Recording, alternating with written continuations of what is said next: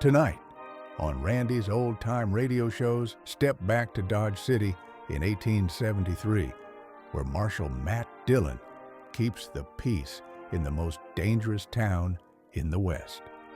Gunsmoke, first broadcast in 1952, wasn't just another radio western. It was called adult western drama, with gritty realism, flawed heroes, and complex villains.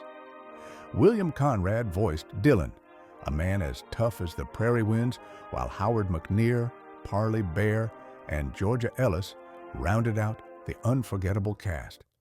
Before it became a TV legend, Gunsmoke spent 9 years ruling the radio range, where the West was never more alive.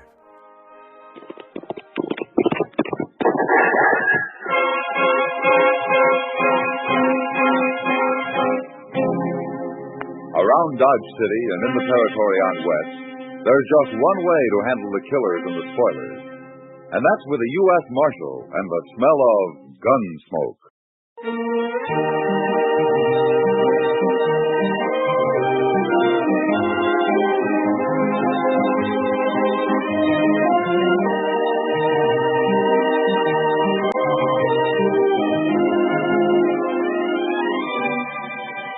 Gunsmoke, starring William Conrad.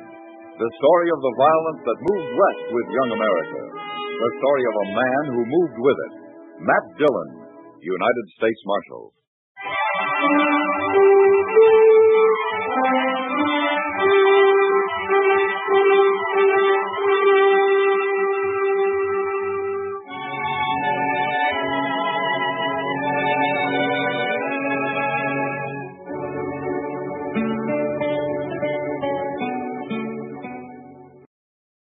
Report's finished, Mr. Dillon. Good. You better go on home now, Chester. It's getting late. Yes, sir. Oh, what about these new Dodgers? I'll just leave them there. I'll look them over. What's the matter, Mr. Dillon? They got company at the back door.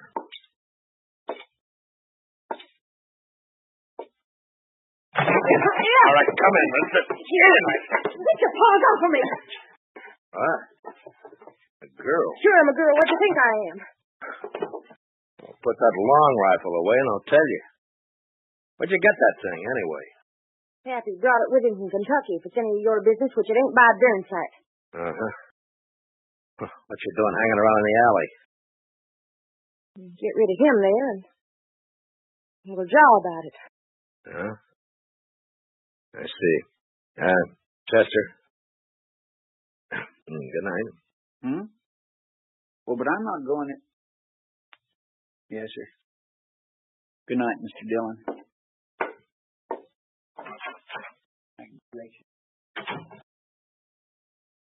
You Marshal here? That's right, miss. My name's Hannah. Hannah Tolmans.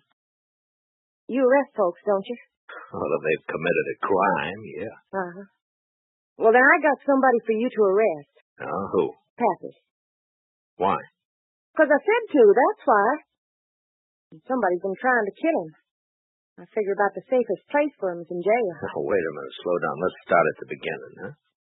A few days ago, Pappy was bushwhacked up in the hills near our place. Oh? Was he hurt? No. Blood just bounced off in his head a little. Yesterday, the bushwhacker tried again. He missed. Sounds like a bad shot. Sure. But if he keeps trying, he may get lucky. So you put Pappy in jail until I can run down this ambushing gent, okay? You plan to cross guns with him yourself? I may be a girl, but I was barking squirrels while you was still trying to dent a tin can. Well, you better let me take care of it, miss. And as for your father, I can't jail him without a charge. Sure, I know that.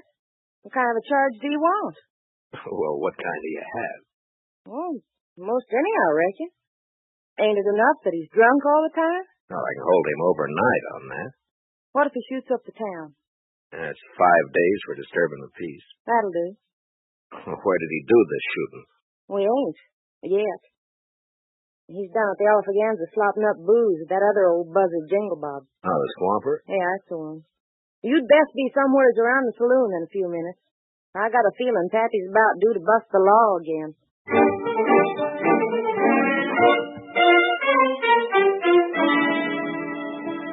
story didn't make much sense, but there was something about the mountain girl's gleaming black eyes and the set of her pretty but stubborn face that made me go to the Alfraganza.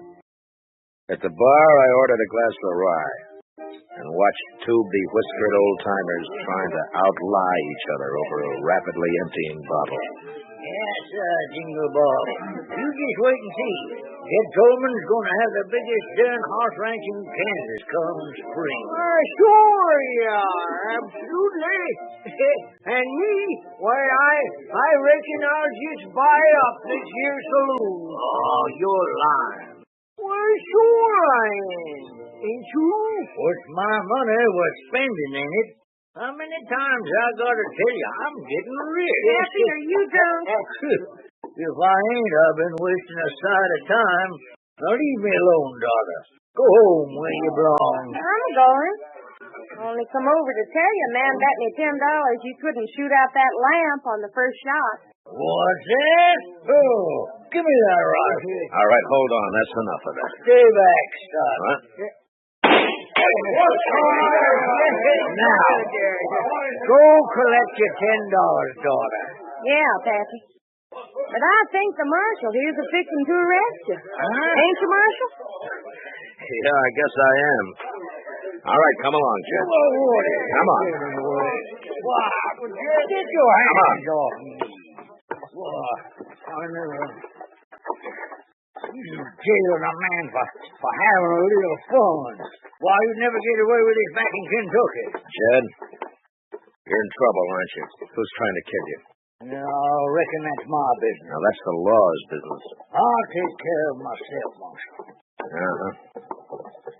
Back in the saloon there, you mentioned having money and getting more. So? From what I've heard, you and your daughter run a two-bit horse ranch up in the hills. That hardly figures to make you rich. So? You thick-headed old... Look, all I'm doing is trying to save your skin if it's in danger. Now, why don't you help me instead of being... Reckon I don't wanna. Well, that's plain enough.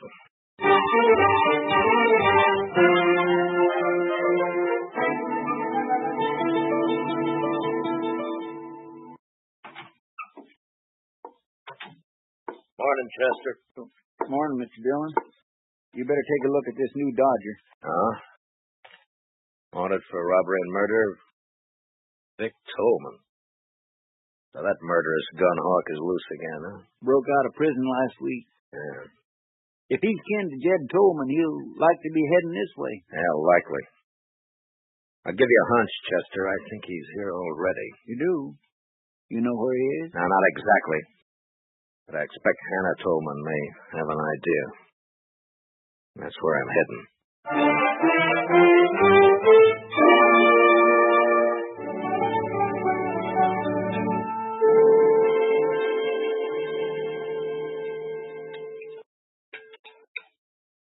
Now, that's what I like to see. A man-sized appetite.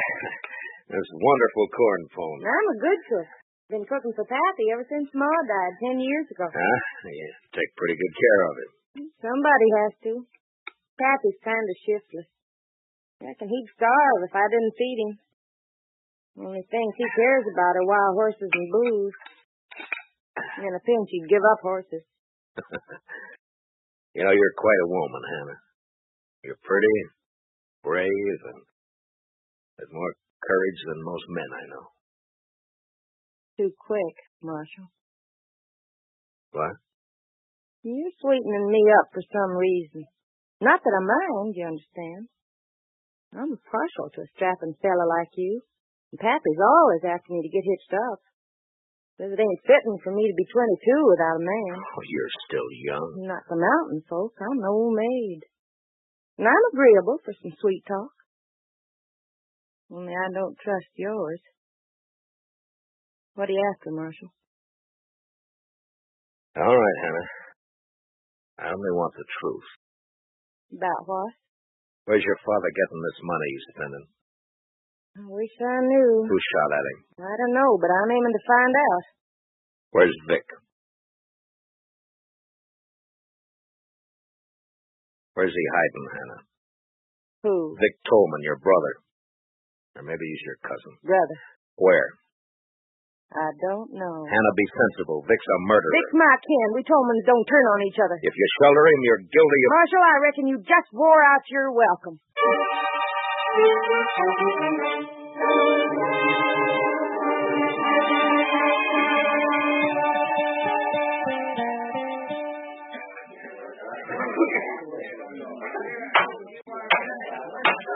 That prisoner will stand up and face me. Jed Tolman, you've been found guilty of disturbing the peace. Sentence of this court is 5 days in jail or $100. $100? Well, Judge, ain't that a mite steep just for... $100 or 5 days. I ain't got that much on me. But I can get it if you let me go. Just a minute. Order in the court. Now, what's the meaning of this interruption? I want to pay this man's fine, Your Honor. That's your privilege, sir. $100. Pay the clerk. Yes, sir. Dick Curry. Somebody's been turning over rocks. Well, I don't know him, but he's sure a friend. Looks like I ain't going with you, Marshal. Yeah, looks like. But in your boots, I wouldn't be happy. Curry's one of the worst killers yet unhung. Oh, Matt, is that a way to talk about me? I'm clear with the law. Come on, Mr. Tolman. Go ahead, Jed. And, say hello to Vic for me. Vic? No. Mr. Curry. Is that true? What's the difference who put up the 100? Come on. No, not if it's Vic. No, you can't make me. I said come on. Marshal, don't let him take me. Oh, shut up and come on before Curry. Stay out of this, Marshal. I don't think so. You paid his fine. You didn't buy him. He's going with me, Matt. Don't try to stop me. I can't imagine anything that'll give me more pleasure. You don't like living, do you? Very much. Now, just any time you feel like it. No. Not here, Matt. I'll pick my spot. Yeah. I'll try not to turn my back on any dark alleys. Do that. And Tolman, I'll be seeing you again.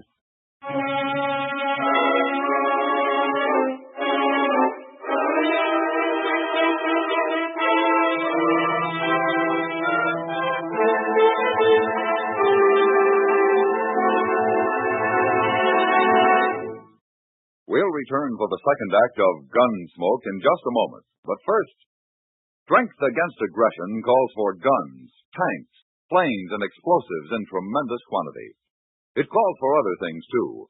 Moral strength, based on equality of opportunity for all, and economic strength, which today can be based only on continued high output of civilian goods. America must produce, as she never has before, war material, civilian goods, and democracy. Only an all-out effort in all three directions will give us security against aggression. Now the second act of Gunsmoke.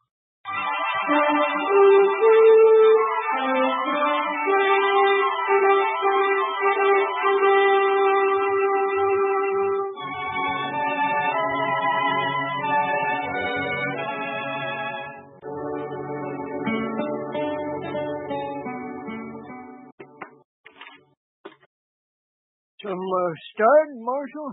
Why don't we play while we wait? No thanks, Tinkle Bob. You needn't wait with us. Jed's my friend, Mr. Dillon. Sure. Maybe I can't help him none, but at least I can share whatever the trouble is. Understand? Mm-hmm. Now, Jed here's a lying old ringtail drunk, but me, well, when a man is down to scrubbing saloon floors just to get the liquor that'll keep his nerves from shaking apart, he's grateful for any friendship that's offered. Don't move. Curry, get his gun. Yes, sir. You recognize me, Marshal? Yeah. Vic Tolman. There are Dodgers out on you. You Sure coolin', Dillon.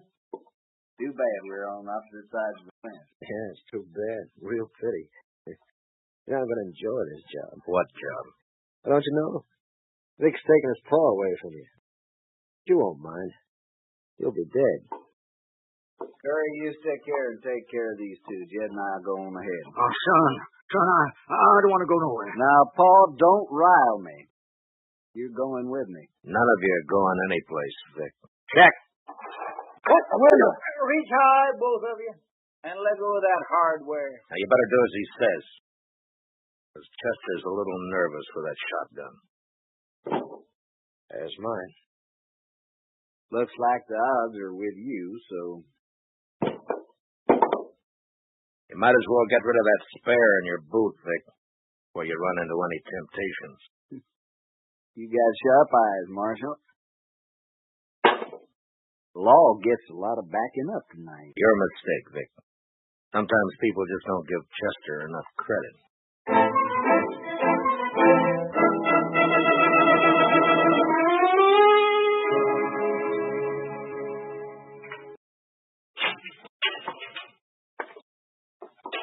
Chow time. Beefsteak, fried potatoes, stewed corn. Marshal, I must say you run a nice jail, don't he, Curry? Don't mind Curry. He's a little depressed about last night. You still run a nice jail. Something on your mind, Marshal? Mm-hmm. Yeah, a couple of things. Such as? Oh, such as your father spending money he hasn't earned, claiming to know where he can get more. Paul's sure a terrible liar. Mm-hmm. Such as him getting shot at twice and refusing to talk about it. Or help me investigate. Paul's a little bashful, too. Yeah. Such as his being afraid of you. I guess Paul's getting old, little dottery. Yeah. And, of course, there's you. Well, now you're on my favorite subject. Go on. Well, you're a killer and a thief. But you're cool and smart. Smart enough to educate yourself. Had lots of time to read in the pen. Lots of time. You're going to have more. But not much more. But you're going to hang for those guards that you killed. Maybe. Curry, ain't you going to eat that? Mm-mm. Now, go on about me being smart. You're smart enough to know the most dangerous place for you to go after you escaped was here. Well, it looks like I ain't as smart as you think. It depends on what reason you had for risking coming here. Boy, that's sure good coffee. First jail I was ever in where the coffee was fit to drink. Oh, thank you. Okay, Marshal. Now, just what was my reason? The reason was money. Money? Cash. The only thing that'd give you a chance to get out of the country. You're in for robbery as well as murder. How much of the loot was recovered? You know how it is, Marshal. Easy come, easy go. I spent it as fast, nearly as fast as I got it. So nothing was recovered, huh? No, it was all gone. It was all hidden, you mean? Hidden until Jed found it. Paul? Sure. That's his source of the money. It's also why he was afraid to go with you. Like I said, too bad we're on opposite sides. You got brains and you use them. You want to fill in the details for me? I'll tell you this. You're right about my cash and money. I'd had it and be on my way to Mexico by now if Paul hadn't switched hiding places on me. You know, it hurts. Paul's turning against me. Yeah. The Tolmans always stick together. That's when money's involved. How about you, Martin? Money by you? Sky's the limit. I'm sorry. Well, I figured not. Well, been a nice chat. Want to take this freight? Hurry, give me a hand. All right, back up, Curry. That's it. And tell Vic when he wakes up to take it easy. or he won't live to be hung.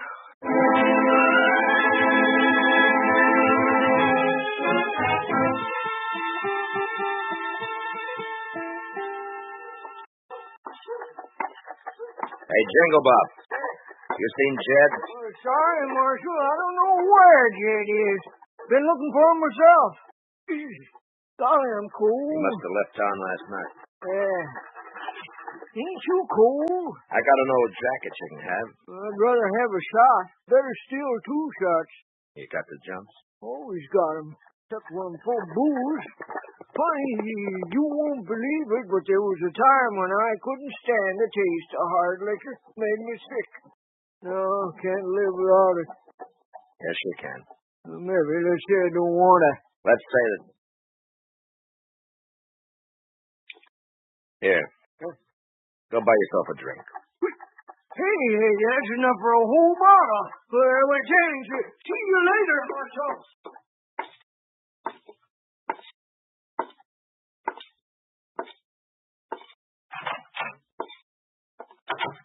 Supper time, Chester. Chester, you all right? The prisoners? Gone. Hannah Tolman slipped him a gun. They made me open up the cell, and Vic slugged me. Well, I know where they'll go. Please, Mr. Dillon, take me along. It was my fault they escaped. All right, Chester. Ask Doctor to put a quick patch on that head, and we'll go after them. Together.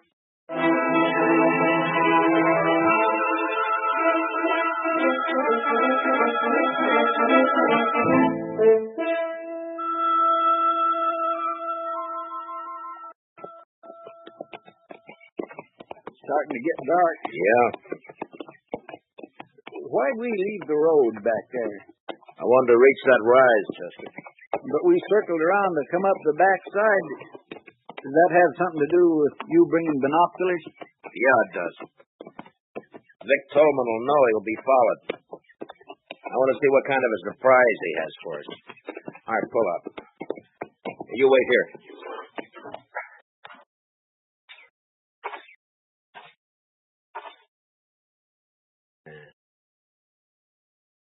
See anything? No. Not yet. Now, wait. I know now. Yeah, it's Curry, all right. He's holed up in some brush just beyond the turn in the road down there. Well, what do we do, Mr. Dillon? Take the horses and circle back the way we came. Start up the road, but don't make the turn. I understand. Now be sure. As long as you don't make the turn, you'll be safe. But, I do want you to make some noise. Noise? Yeah, I want you to sing, whistle, throw rocks, anything. Just so long as it holds Curry's attention. It was slow work, crawling down through the brush, but finally I was only 10 feet behind Curry's position. The gunman was holding a rifle trained on the turn. And out of sight, coming up the road, I could hear Chester. And he wasn't good, but he was loud.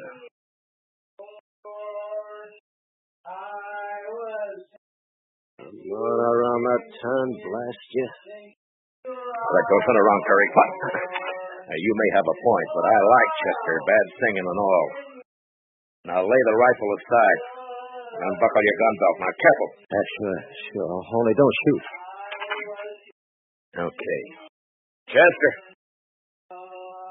Chester! I didn't mean no harm. I was only going to scare him. Yeah. Now, where's Vic? At the Tolman house. Waiting for Jed to show up. All right, put your hands behind your back. I'm going to tie you up and leave you here. What? Leave me here? Yeah, we'll pick you up on the way back to town. It was dark when Chester and I were moving through the trees up to the Tolman shack. There was a light in the front, and through a window we could see the figure of Hannah Tolman moving around. Just a girl. Yeah, Vic's there. He's just staying out of sight so Jed won't be scared off. Uh-oh. He's coming out. Heading his way. And there must be a well out here. He's carrying a bucket. Yeah, behind that tree, quick, and I'll take this one.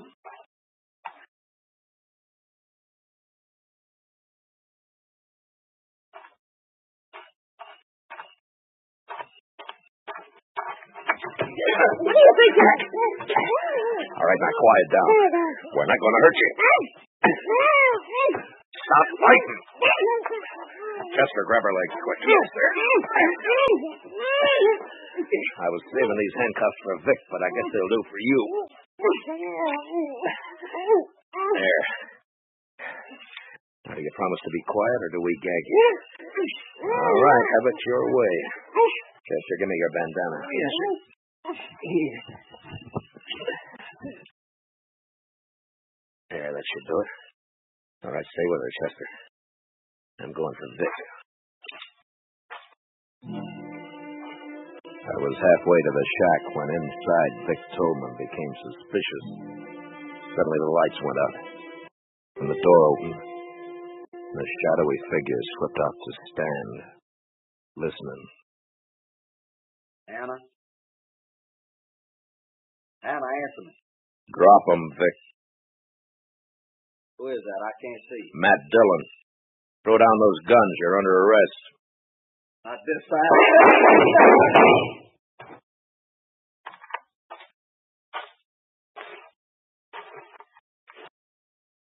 Vic. You were right, Marshal. I ain't gonna live to hang. Vic. Mr. Dillon, over here. Hey, what is it, Chester? Who's that, Jed? Yes, sir. I caught him sneaking towards your house. He was carrying this bag. Here, let me see. That's the money. I was taking it to Vic. Is he... Yeah. You're too late, Jed. Oh, no. I'd have given him his money. If only he hadn't taken them shots at me. He didn't. Until he found out where the money was hidden, he was the last person in the world to want you dead. But, I don't understand. He must No. Only the person who knew where you had the money would have shot at you. Nobody knew that. How could they? You talk a lot when you get drunk, Jed. You only get drunk with one person. Huh? You mean Ginger Bob? Yeah. Yeah. I remember. I was bragging. Told him all about finding it and switching hiding places. Why, that low-down snake. And him pretending to be my friend. Come on, Jed. I'll help you bury Vic. And we'll get back to Dodge. We Tolmans sure have had a bad week.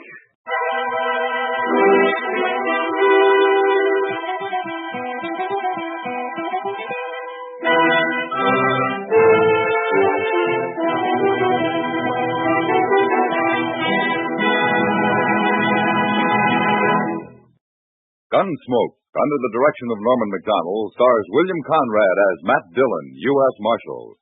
Tonight's story was specially written for Gunsmoke by Herb Purdom, with music composed and conducted by Rex Corey. Featured in tonight's cast were Virginia Gregg, Joseph Kearns, and Junius Matthews, with Harry Bartell, Lou Krugman, and Peter Leeds. Parley Bear is Chester. Join us again next week as Matt Dillon, U.S. Marshal, fights to bring law and order out of the wild violence of the West in Gunsmoke.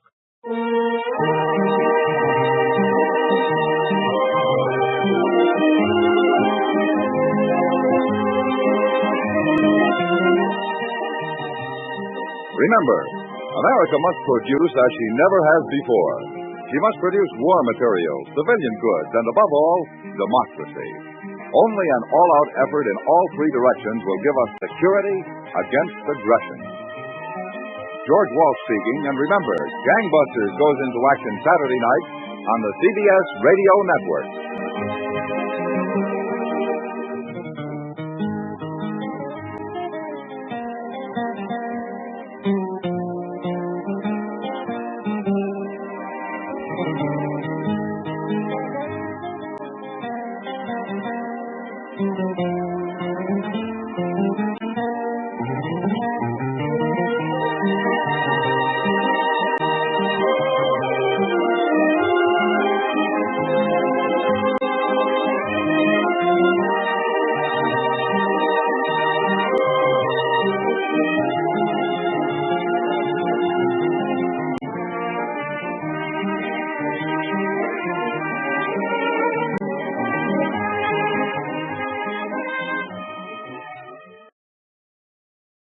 Well, folks, that's all for this episode here on Randy's Old Time Radio Shows.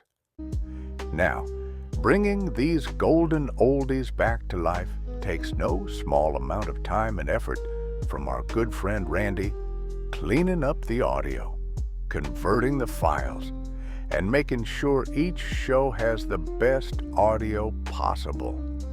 If you've enjoyed the program and you'd like to help keep these classics on the airwaves night after night, why not consider a small donation? Every penny goes straight to supporting Randy's work and helping this channel stay on the air. You'll find the links down in the description below.